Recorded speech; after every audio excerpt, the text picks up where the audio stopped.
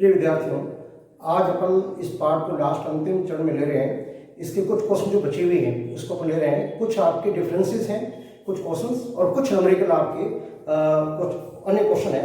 अब देखना, first question जो आपका है वह निम्न संस्थाओं की सहायता से 1 अप्रैल 2020 को प्रारंभिक पूंजी को capital fund opening capital fund ज्ञात करनी है।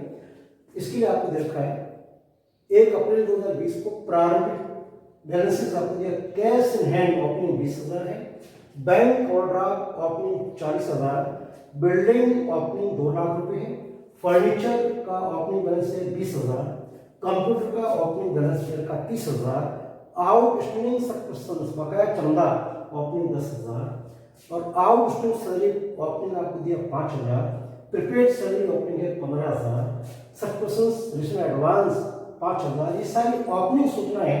यानी 1 अप्रैल 2020 की है, 31/5/2020 कर सकते हैं, 1 अप्रैल 2020 कर सकते हैं। फिर यह वर्ष के दौरान 10% गवर्नमेंट बॉन्ड में निवेश किया 20,000 रुपये। अब यहां से देखना, वर्ष के दौरान यानी ड्यूरिंग द ईयर जो निवेश कर रखा है इस साल का है। बिल्डिंग एक्सटेंशन के लिए बिल्डिंग विस्तार हेतु जन सहयोग आपको बना 1,80,000 और वर्ष के अंत में बकाया 18,000।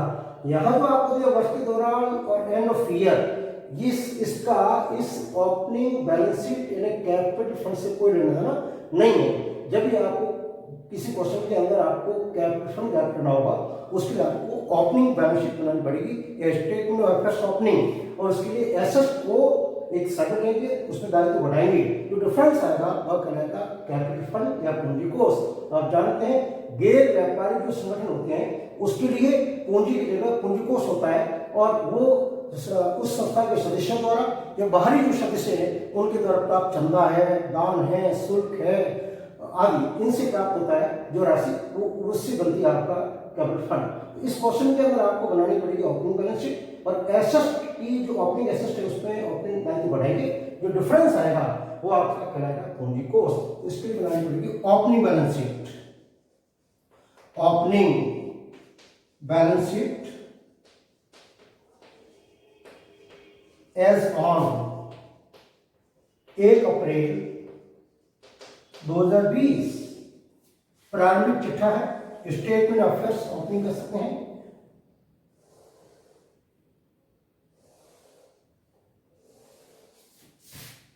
Liabilities amount, asset amount in rupees.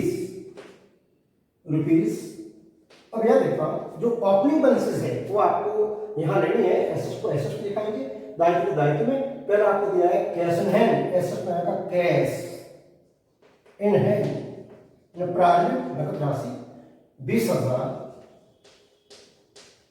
फिर आपको दिया बैंक ओवरड्राफ्ट, दायित्व में आएगा, ये ओपनिंग बैलेंस है बैंक का, ओवरड्राफ्ट है, बैंक ओवरड्राफ्ट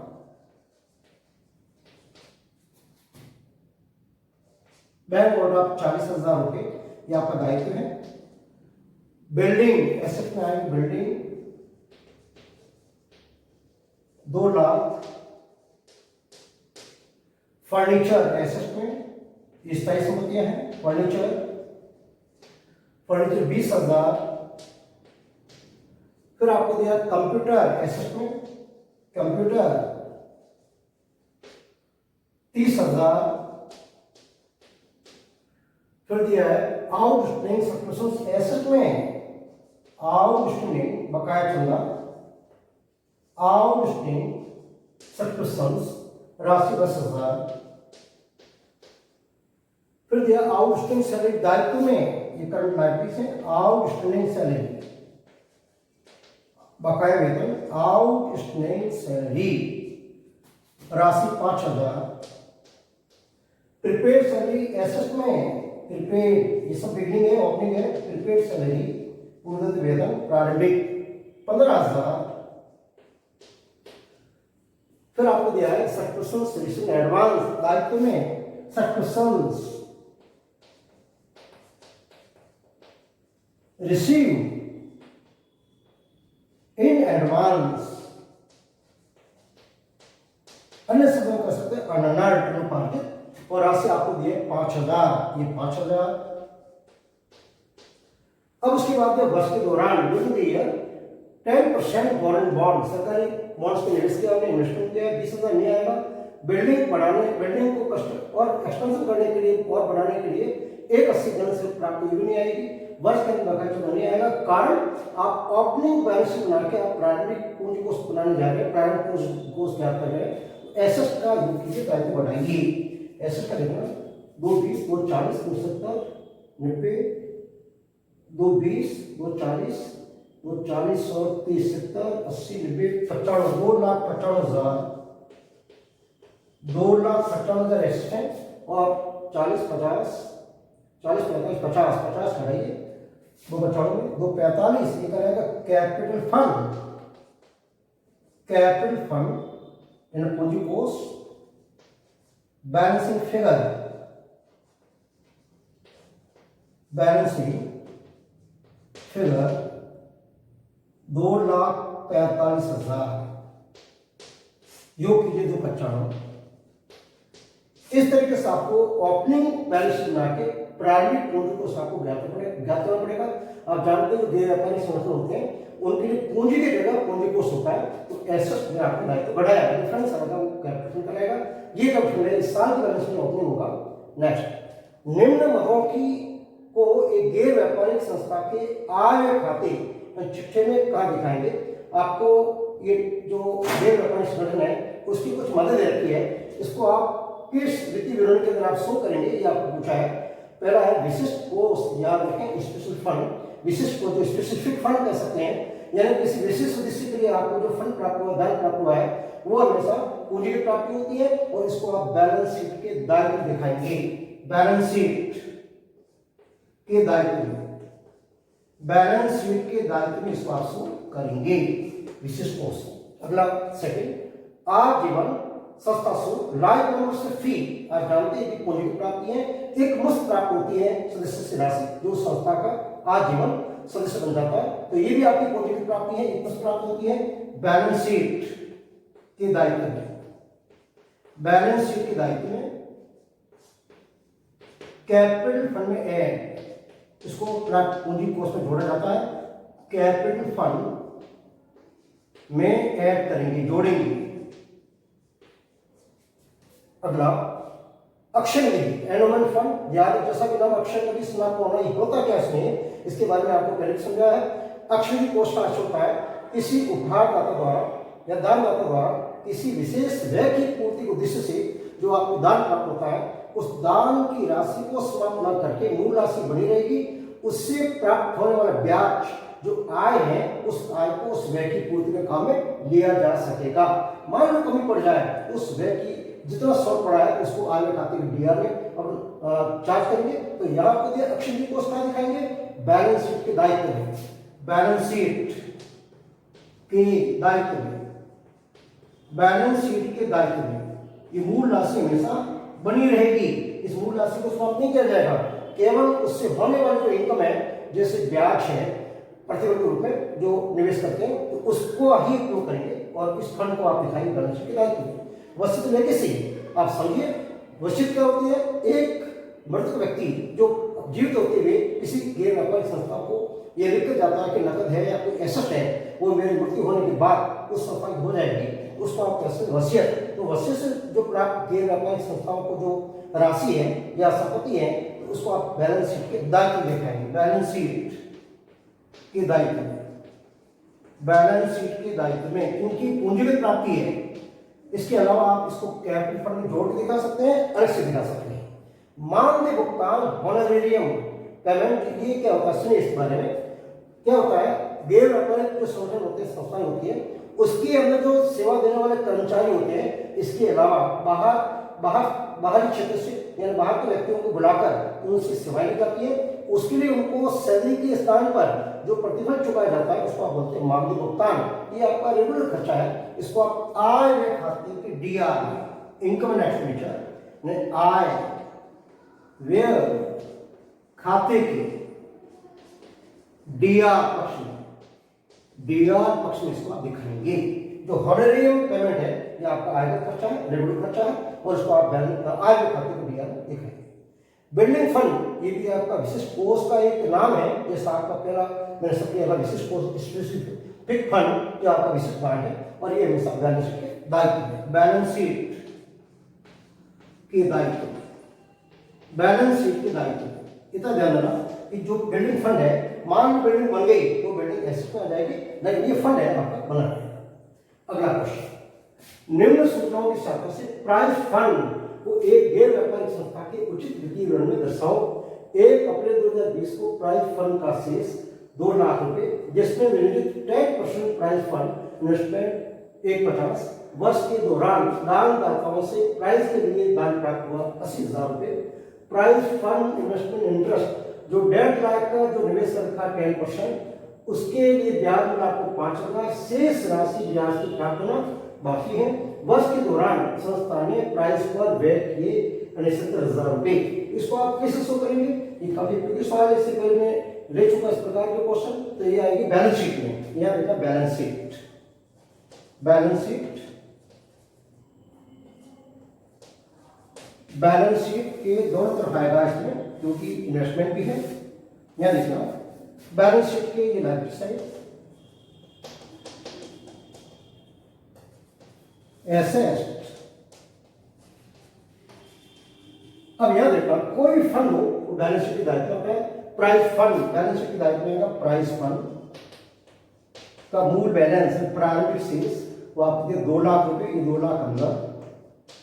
अब आप क्या करना है, इस फंड में जहां वृद्धि होती है उसको प्लस करेंगे और कमी होती है इसको माइनस करेंगे। फिर ये रिलेटेड 10% एसेट में आएगा 10% प्राइस फंड इन्वेस्टमेंट,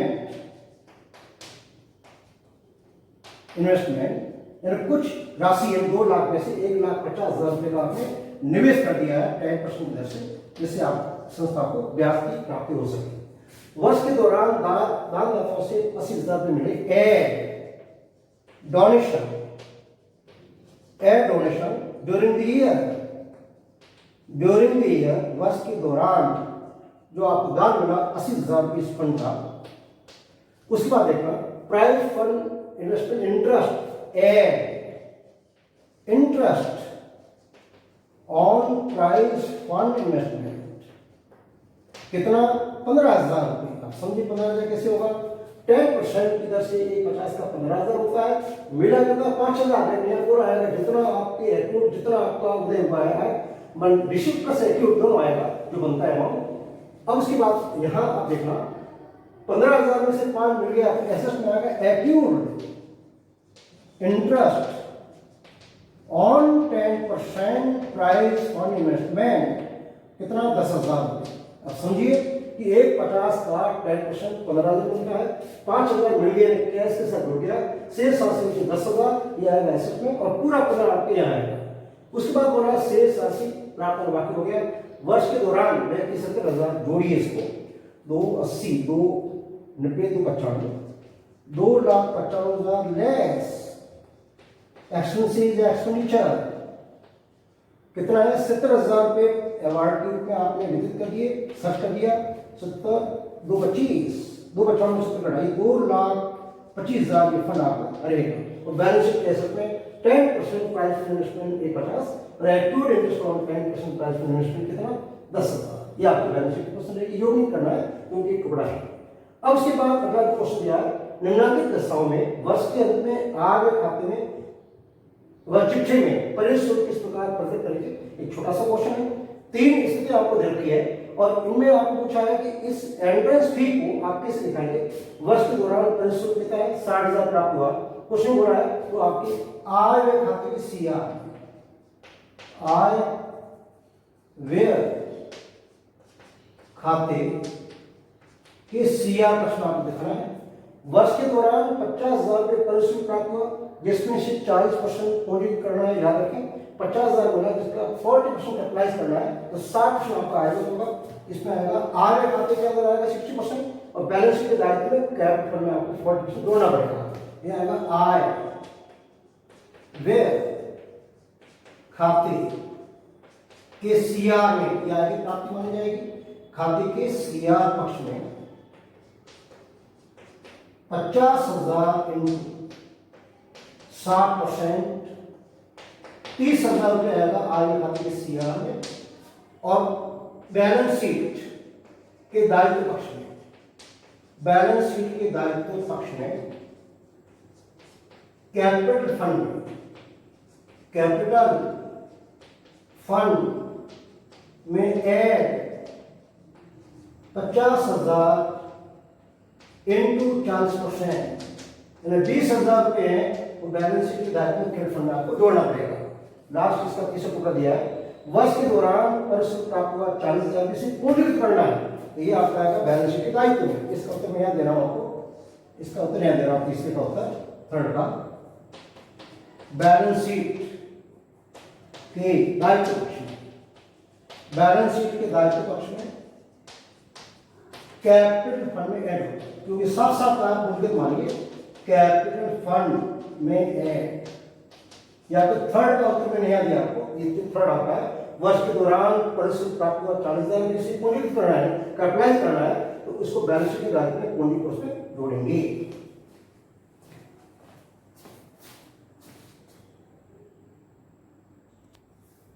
यस, अगला जो क्वेश्चन है, 3 मिनट जो क्वेश्चन दिए आपके, वो तीनों आपके डिफरेंसेस के क्वेश्चन है, अंतर तीनों चीजें क्या, पूरे गैर व्यापारिक संगठन के अंदर 4 बातें होती हैं मुख्य। नंबर 1 होता है receipt and account, income and expense account, balance sheet में 2 ओपनिंग एंड क्लोजिंग। अब 3 अंतर के क्वेश्चन है, पहला व्यापारिक एवं गैर व्यापारिक संस्थाओं में क्या डिफरेंसेस है, सेकंड आपका प्राप्ति भुगतान खाता रोकड़ देने के अंतर है, और तीसरा क्वेश्चन है प्राप्ति भुगतान खाता आगे खाते के अंतर है। बहुत महत्वपूर्ण है, बोर्ड एग्जामिनेशन में आपका इन तीनों में से बहुत ज्यादा संभावना है कि कम से कम एक तो आपको पूछेंगे, और अंतर याद करने से बहुत सारी चीजें हैं, इस पार्ट के जो कॉन्सेप्ट आपका क्लियर हो जाएगा। तो पहला आपको दिया व्यापारिक और गैर व्यापारिक संस्थाओं में क्या डिफरेंसेस है, अंतर है। तो आप देखना अंतर का अगर आपको एक पॉइंट में लिखे पहले से, मूल उद्देश्य आप जानते हैं व्यापारिक संस्था का उद्देश्य क्या होता है, लाभ कमाना, और गैर व्यापारिक संस्था का उद्देश्य होता है जन सेवा करना, जन कल्याणकारी कार्यों में संलग्न रहना। तो मूल उद्देश्य है लाभ कमाना, मूल उद्देश्य इसका है लाभ कमाना, और गैर व्यापारिक संस्था का उद्देश्य है जन सेवा, जन सेवा एवं कल्याणकारी कार्य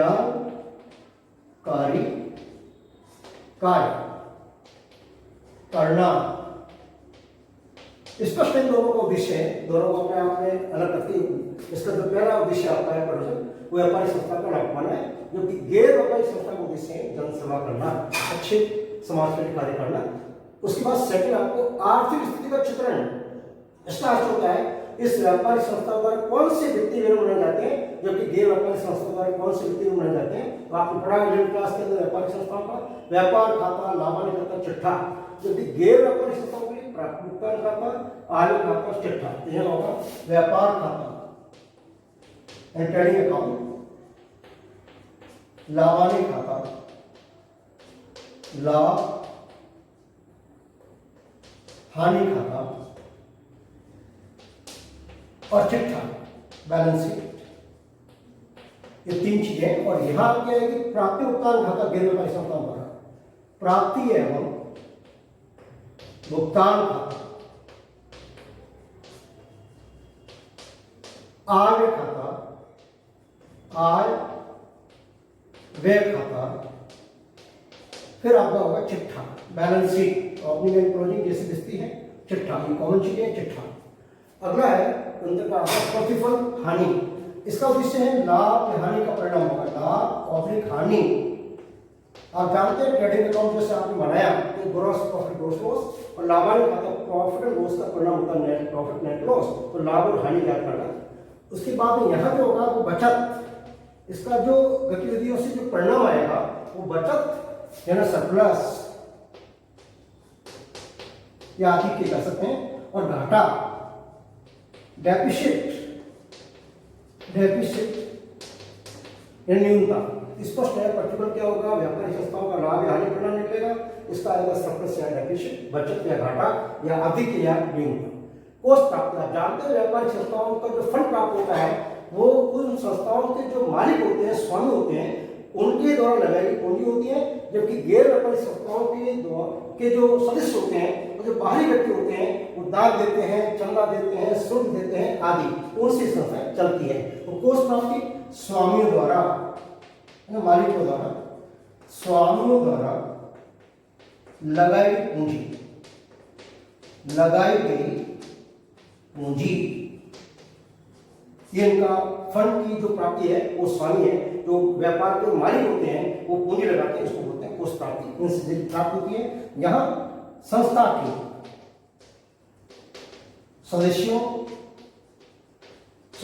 सदस्यों एवं बाहरी व्यक्तियों द्वारा, बाहरी व्यक्तियों को समाज के विभिन्न वर्गों के जो व्यक्ति हैं, बाहरी व्यक्तियों द्वारा दिए गए दान, चंदा,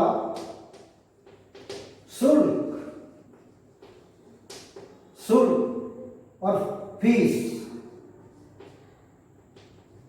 आदि, ये आपके ये जो फंड की प्राप्ति की सोर्सेज है वो डोनेशन है, फर्स्ट पर्सन है और फीस है और आदि, तो इनसे आपको प्राप्त होता है कुछ राशि, वो कोष प्राप्त होने जाएगी।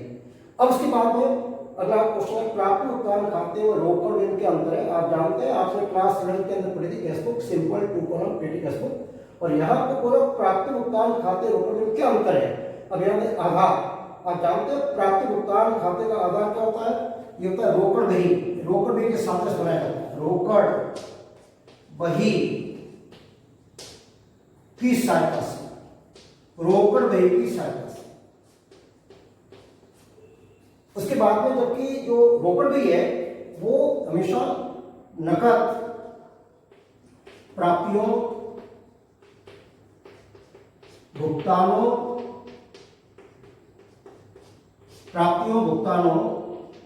एवं बैंक संबंधी व्यवहारों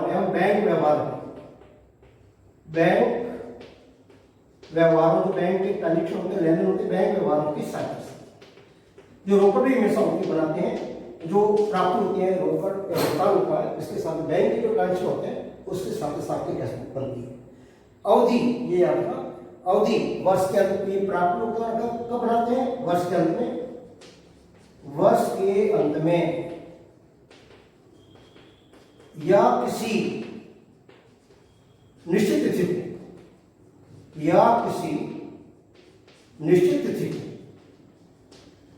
तिथि को ये प्राप्त भुगतान कर बनाते हैं। जबकि रोकड़ बही वर्ष पर्यंत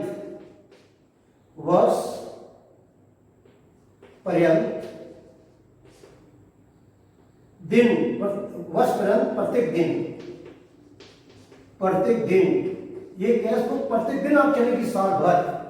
उसके बाद में तिथिवार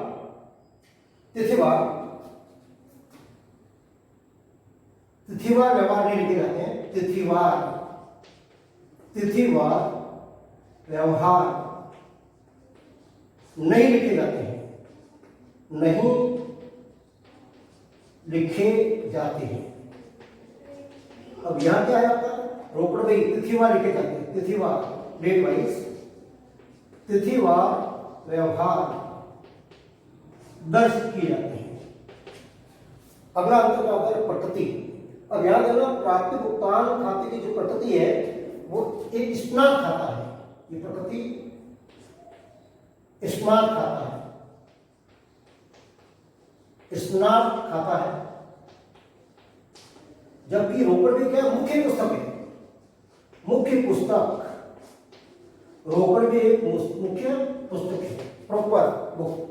संस्थाएं, गैर व्यापारिक संस्थाओं द्वारा जो प्राप्त भुगतान खाता है वो हमेशा गैर व्यापारिक संस्थाओं द्वारा बनाई जाती है, गैर व्यापारिक संस्थाओं द्वारा। जबकि रोकड़ भी दोनों प्रकार की संस्था है, गैर एवं व्यापारिक एवं व्यापारिक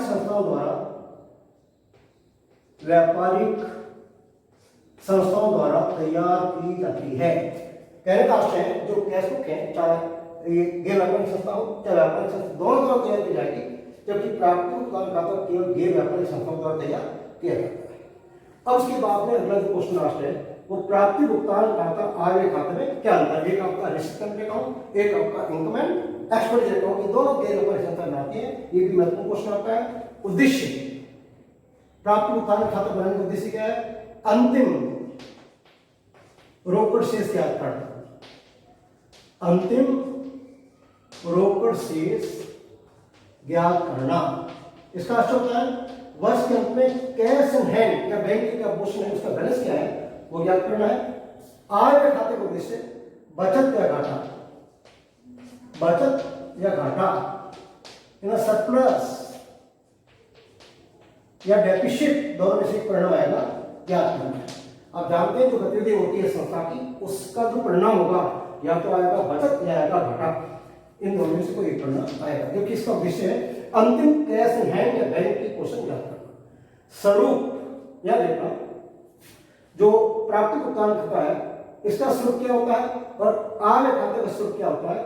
यह जो स्वरूप इसका है ये रोकड़ बही का शॉर्ट रूप है, रोकड़ बही का संक्षिप्त रूप है, सारांश है, संक्षिप्त रूप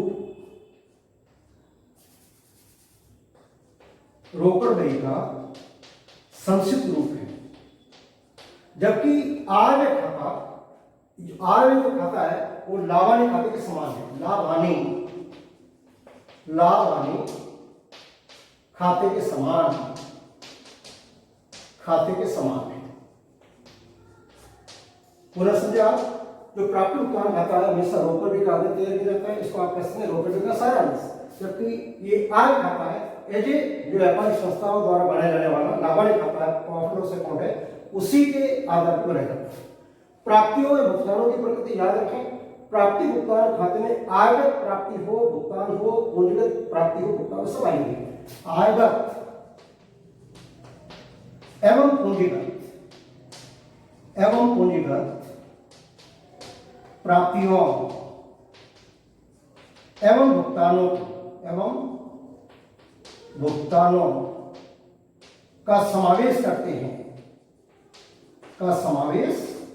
हैं, दोनों प्रकार की प्राप्ति आएगी, भुगतान आएंगे, चाहे आयगत तथा पूंजीगत। जबकि आय व्यय खाते में केवल चालू वर्ष से संबंधित केवल आयगत मदों को दर्ज किया जाता है, जो आयगत मद है, चाहे प्राप्ति भुगतान करते हैं, प्राप्ति हो चाहे भुगतान हो, केवल रेवेन्यू मद है वो आती है।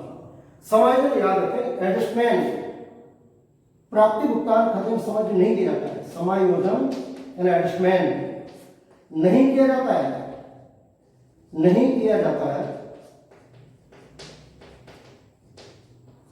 इसके साथ में और समझे बात, रोकड़ आधार होता है, रोकड़ आधार या उदाहरण, रोकड़ आधार पर लेखांकन किया जाता है, समायोजन किया जाता है। क्या होगा समायोजन, जो इनकम एक्सपेंस होता है उसका समायोजन किया जाता है, अर्थात उपार्जन आधार, दो आधार होते हैं, उपार्जन आधार एक्चुअल बेसिस, उपार्जन आधार पे लेखांकन होता है। या आपका रोकड़ आधार है या तो उपार्जन आधार, इसमें एडजस्टमेंट नहीं की जाते हैं प्राप्ति भुगतान खाते में, इसमें एडजस्टमेंट की जाती है। प्राप्ति और भुगतान की अवधि याद रखें, आपने अभी इसे पहले पढ़ाया था, पूंजी की दोनों प्राप्तियां भुगतान आते हैं। तो अवधि का मतलब होता है सभी अवधियों की प्राप्ति भुगतान इसमें आएगी, प्राप्ति भुगतान खाते में सभी अवधियों की प्राप्तियां एवं भुगतान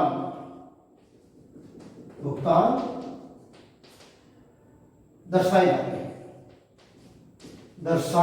हैं। जबकि याद रखें आय व्यय खाते में केवल चालू वर्ष से संबंधित, केवल चालू वर्ष से संबंधित आयगत मद, ये भी क्लियर कर लो, आयगत मदों पर लिखा हुआ भी है, आयगत मदों का समावेश। लास्ट इसका डिफरेंस का आधार यानी मूल्यह्रास और हानियां याद रखें।